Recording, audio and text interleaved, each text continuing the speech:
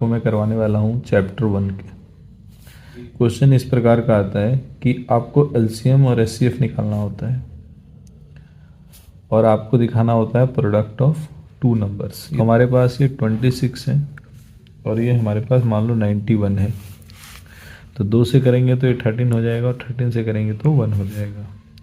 7 से कटेगा, यहाँ पर ये 13 हो जाएगा, 13 से कटेंगे तो ये हमारा 1 आ जाएगा। 26 बराबर 2 मल्टीप्लाई 13, 91 बराबर 7 मल्टीप्लाई 13। देखो हमेशा आपको ध्यान रखना है कि सबसे पहले आपको 2 से ट्राई करना है, फिर 3 से, फिर 5 से, फिर 7 से, फिर 11 से, फिर 13 से, फिर 17 से, फिर 19 से, फिर 23 से, फिर 29 से। इस तरह से आपको नंबर, ये प्राइम फैक्टराइजेशन होता है, तो प्राइम फैक्टराइजेशन में प्राइम फैक्टर से ही आपको फैक्टराइज करना है। यहाँ पर जो भी कॉमन रहता है वो हमारा एचसीएफ हो जाता है, और एचसीएफ हमारा हो गया 13। एलसीएम जो है हम किस तरह से निकालते हैं, तो एलसीएम में सारे नंबर के बड़े पावर, तो हमारे पास 2 है, फिर हम 7 लेंगे, लेकिन 13 में एक ही का ही पावर है तो इसलिए हमने सिर्फ 13 लिया। तो यहाँ पर ये 14 है और ये 13 है, इसको मल्टीप्लाई करते हैं तो यहाँ पर हमारे पास 42 आया और ये 14 आया, 2 182, तो 182 हमारा आ गया। फिर हम वेरीफाई करेंगे। वेरीफाई कैसे करेंगे, एलसीएम मल्टीप्लाई एचसीएफ, जो हमने ऊपर लिखा था, प्रोडक्ट ऑफ टू नंबर्स, यानी 2 नंबर के प्रोडक्ट्स।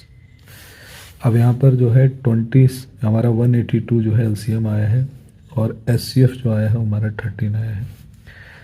एचसीएफ में मैंने बताया था कि कॉमन जो होगा वही एचसीएफ होगा, यानी एचसीएफ में कॉमन फैक्टर का सबसे छोटे पावर लेते हैं, लेकिन एलसीएम में सारे नंबर लेते हैं लेकिन सबके बड़े पावर होने चाहिए। यहाँ पर 26 और 91, तो 182 को हम 13 से अगर मल्टीप्लाई करते हैं और 26 को 91 से मल्टीप्लाई करते हैं तो सेम नंबर आना चाहिए। तो 9 6 जा 54, 5 9 2 जा 18, 18 और 5 23, तो 2366 आ रहा है। यहाँ पर 6 है, 8 3 जा 24, 2 यहाँ पर 5 2 8 1, यहाँ पर 6 6 8 5 13 1 2 3 6 6, तो 2366 इक्वल टू 2366 आ रहा है। और ये क्वेश्चन हमारा हो जाता है। ये बहुत ही इंपॉर्टेंट क्वेश्चन।